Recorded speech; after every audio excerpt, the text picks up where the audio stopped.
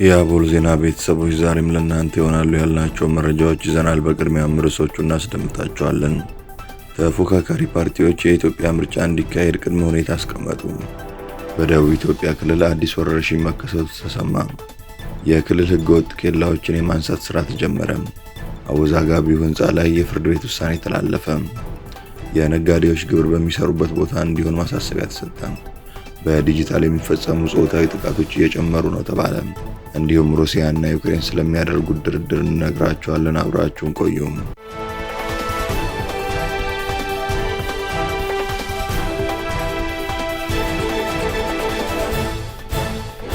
ሰላም ጤና ይስጥልን። ይህ አቦል ዜና ነው።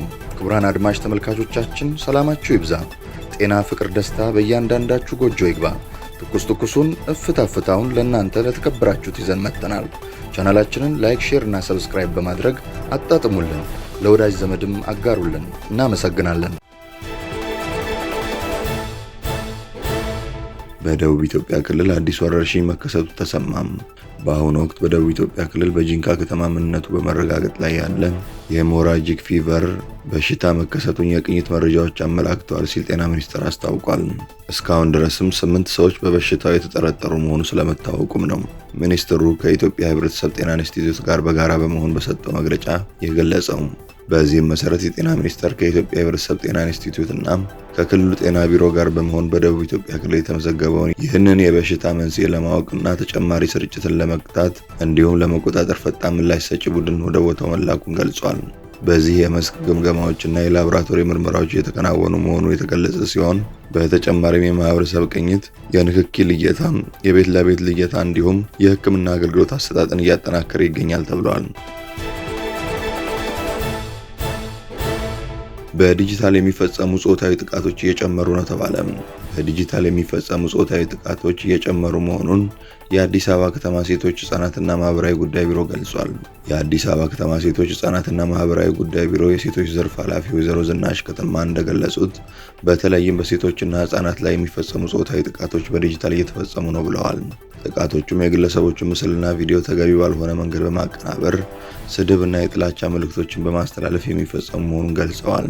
በዚህም በማስፈራራት ገንዘብ ከመቀበል ጀምሮ ጾታዊ ጥቃትና የማይፈልጉትን ድርጊት እንዲፈጽሙ በማድረግ በርካታ ሰዎች እየተጠቁ ነው ብለዋል።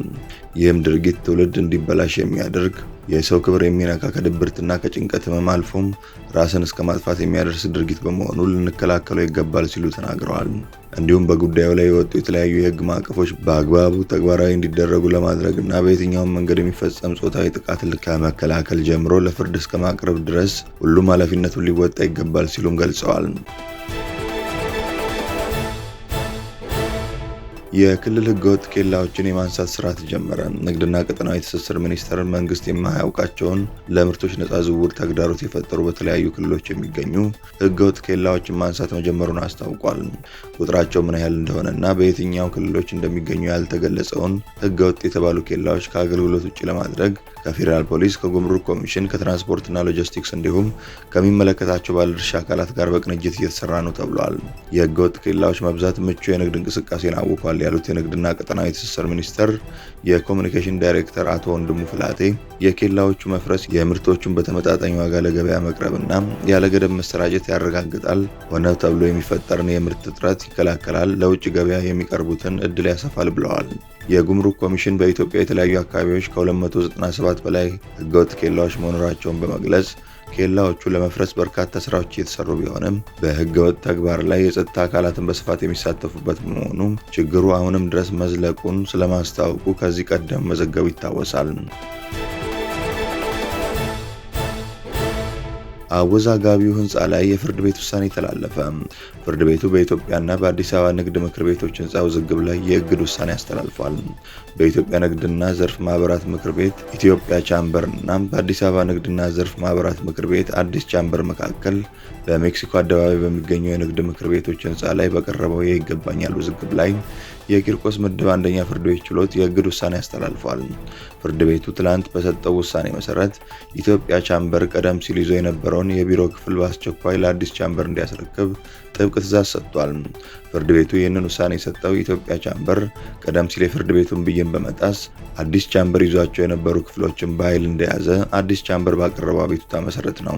ፍርድ ቤቱ ህዳር 1 ቀን 2018 ዓ.ም ባሳለፈው ብይን ተከሳሽ ኢትዮጵያ ቻምበር ህንፃውን ለልማት ከመዋሉ በፊት ለአዲስ ቻምበር ምትክ ክፍሎችን አስቀድሞ ማዘጋጀትና ለፍርድ ቤቱ ማሳወቅ እንደነበረበት አመልክቶ ነበር። የኢትዮጵያ ቻምበር ይህንን ትዕዛዝ በመጣስ የክፍሎቹን ቁልፎች ሰብሮ መግባቱ በአዲስ ቻምበር በኩል መገለጹን ተከትሎ ፍርድ ቤቱ ኢትዮጵያ ቻምበር ክፍሎቹን በአስቸኳይ ለከሳሽ አዲስ ቻምበር እንዲያስረክብ በድጋሚ በጥብቅ አዟል። የነጋዴዎች ግብር በሚሰሩበት ቦታ እንዲሆን ማሳሰቢያ ተሰጠም። የገንዘብ ሚኒስቴር የንግድ ፍቃድ ካወጣበት ክልል ውጭ የንግድ ስራ የሚያከናውን ነጋዴ ግብሩን መክፈል ያለበት የንግድ ስራውን በሚያከናውንበት ቦታ መሆን እንዳለበት አሳስቧል። የአዲስ አበባ ከተማ አስተዳደር ገቢዎች ቢሮ ዋና ምዝገባና ፍቃዳቸው በአንድ ክልል ሆነው በሌላ ክልል በኮንስትራክሽን እና በሌላም ዘርፍ የተሰማሩ ግብር ከፋዮች በሚያገኙት ገቢ ግብሩን መሰብሰብ የሚችለው የትኛው ክልል እንደሆነ ማብራሪያ እንዲሰጠው ለገንዘብ ሚኒስቴር በደብዳቤ በጠየቀው መሰረት የገንዘብ ሚኒስቴር ማብራሪያ ሰጥቷል። በዚህም ህገ መንግስቱ አንቀጽ 97 ክልሎች በአስተዳደራቸው ስር ከሚገኙ ግብር ከፋዮች ላይ የንግድ ትርፍ ግብርና የሽያጭ ታክስ እንደሚጥሉና እንደሚሰበስቡ መደንገጉን የገለጸው ማብራሪያው በህግ ድንጋጌው መሰረት ታክስ የመጣልና የመሰብሰብ ስልጣን የተሰጠው የንግድ ስራው በሚከናወንበት ክልል እንጂ የንግድ ስራ ፍቃድ ለወጣበት ክልል እንዳልሆነ አስታውቋል። በመሆኑም አንድ ግብር ከፋይ በአንድ ክልል የንግድ ፍቃድ ስራ አውጥቶ በንግድ ምዝገባና ፍቃድ አዋጅ በተደነገገው መሰረት በተለያዩ ክልሎች በአጭር ምዝገባ የንግድ ስራ የሚያከናውን ከሆነም በእያንዳንዱ ክልል ለሚያከናውነው የንግድ ስራ እንቅስቃሴ የተለየ ሂሳብ መዝገብ በመያዝ የገቢው ባለቤት ለሆነው ክልል ተገቢውን ግብር መክፈል እንደሚኖርበት ሚኒስትሩ በሰጠው ማብራሪያ ገልጿል። ተፎካካሪ ፓርቲዎች የኢትዮጵያ ምርጫ እንዲካሄድ ቅድመ ሁኔታ አስቀመጡ። በኢትዮጵያ የተቃዋሚ ፓርቲዎች ኮከስ የኢትዮጵያ ብሔራዊ ምርጫ ቦርድ ለ2018 ዓ.ም ጠቅላላ ምርጫ እያደረገ ያለውን እንቅስቃሴ በቅርበት እየተከታተለ መሆኑን ገልጾ ነገር ግን ምርጫው ትርጉም ያለው እንዲሆን በመጀመሪያ መሰረታዊ አስቻይ ሁኔታዎች መሟላት እንዳለባቸው በጋራ ባወጣው መግለጫ አሳስቧል። ኮከሱ ቦርዱ የሚያደርገውን እንቅስቃሴ ከተግባርና ኃላፊነቱ አንጻር እንደሚገነዘብ ጠቁሞ ነገር ግን ዛሬ በኢትዮጵያ ውስጥ ምንም አይነት የዲሞክራሲያዊ ሂደት መሰረት በሌለበት ሁኔታ የሚደረግ ማንኛውም ጥረት ትርጉም አልባ መሆኑን በግልጽ መናገር እንፈልጋለን ብለዋል። መግለጫው ቀደምት የኢትዮጵያ ምርጫዎች አግላይ ጠቅላይና አምባገነናዊ ለሆነ የፖለቲካ ስርዓት ህጋዊነትን ለማላበስ የሚደረጉ የፖለቲካ ትወናዎች ሆነው መቆየታቸውን ገልጿል። እነዚህ ያለፉት ምርጫዎች በሂደታቸው ነጻ፣ ፍትሐዊና አሳታፊ በውጤታቸውም ተአማኒና በህዝብ ተቀባይነት ያገኙ እንዳልነበሩ ፓርቲዎቹ በመግለጫቸው አውስተዋል። በዚህም መሰረት የሀገሪቱን ጥልቅ የፖለቲካ ችግሮች ከመፍታት ይልቅ የግጭትና ያለመረጋጋት አዙሪትን ሲያባብሱ መቆየታቸውን ጠቅሰዋል። እውነታው ምርጫ የዜጎች ዲሞክራሲያዊ መብት መገለጫ እንጂ የገዢዎች ስልጣን ማስረገጫ ሊሆን አይገባም ያለው የኮከሱ መግለጫ የ2018 ዓ.ም ምርጫ ካለፈው ታሪክ የተለየና አስተማማኝ ሰላም ለመገንባት የሚያስችል እውነተኛ እርምጃ እንዲሆን ምቹ ሁኔታ መፈጠር አማራጭ ሳይሆን ቅድመ ሁኔታ መሆኑን አበክሮ አስገንዝበዋል። ፓርቲዎቹ ሀገሪቱ ስለ ምርጫ ፍኖተ ካርታም ሆነ የጊዜ ሰሌዳ ከመወያየቷ በፊት የኢትዮጵያ መንግስት አፋጣኝና ተጨባጭ እርምጃዎችን እንዲወስድባቸው የጠየቋቸው መሰረታዊ ጉዳዮች የሚከተሉት ናቸው። ሁሉን አቀፍ የፖለቲካ ድርድር፣ የግጭቶች መቆምና የጸጥታ ዋስትና፣ የፖለቲካ ምህዳሩ ያለምንም ቅድመ ሁኔታ መከፈት፣ መሰረታዊ ዲሞክራሲ ተቋማትና የህግ ማሻሻያዎች፣ የመንግስት መዋቅሮች ገለልተኝነት ማረጋገጥ፣ የፕሬስ ነጻነትን ማረጋገጥ፣ የሀገር ውስጥና ዓለም አቀፍ የምርጫ ታዛቢዎችን ተሳትፎ። ኮከሱ አክሎም እነዚህ ተስፋዎች ባዶ ቃላት እንዳይሆኑና የፍትሐዊ ምርጫ አስቻይ ሁኔታዎች መሟላታቸው በአፍሪካ ህብረት፣ በአውሮፓ ህብረት እና በተባበሩት መንግስታት በሚገኙ ገለልተኛ ዓለም አቀፍ ተዋናዮች ክትትል ሊደረግባቸው እንደሚገባ ጠይቋል። በዋና ዋና የምርጫው ተሳታፊዎች፣ ምርጫ ቦርድ፣ የፖለቲካ ፓርቲዎች፣ ታዛቢዎች፣ መገናኛ ብዙሃንና የዲሞክራሲ ተቋማት መካከል አስተማማኝ መተማመንና ስምምነት በይፋ ሊረጋገጥ ይገባል ብለዋል። መንግስትና ገዢው ፓርቲ እነዚህን መሰረታዊ ቅድመ ሁኔታዎች እንዲያሟሉና ለሁሉም ወገኖች ነፃና ፍትሐዊ የሆነ ውድድር ምህዳር እንዲፈጥሩ ጥሪ ያቀረበው ኮከሱ እነዚህ ሁኔታዎች ሳይሟሉ የሚደረግ ማንኛውም ምርጫ የይስሙላ ዲሞክራሲ ማሳያ እንደሚሆንም አስጠንቅቀዋል። ዩክሬን እና ሩሲያ ድርድር ሊያደርጉ መሆኑ ተሰማ።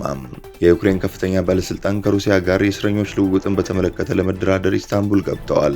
ከሩሲያ ጋር በቀጥታ ለመነጋገር የዩክሬን ልዑካን ቡድን መሪ የሆኑት የዩክሬን ብሔራዊ ደህንነትና መከላከያ ምክር ቤት ጸሐፊ ረስተም ኡሜሮቭ ቱርኪዬ ኢስታንቡል ገብተዋል።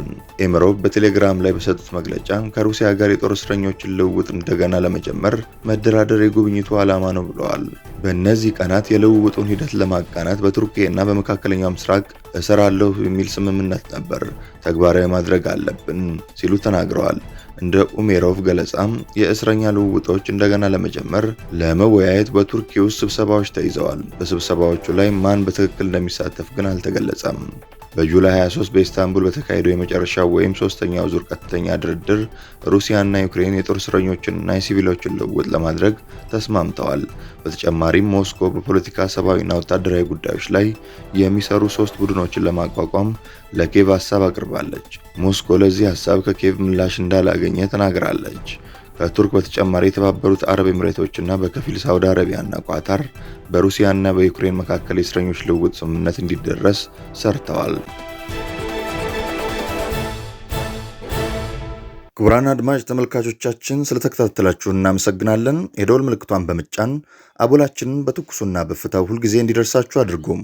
ለወዳጆቻችሁም በፍቅርና በቅንነት አጋሩ። ጡም ቡናችንን አቦል ግብዣችንን ይዘን ወደ በኋላ እንመለሳለን። በቸር ያቆየን።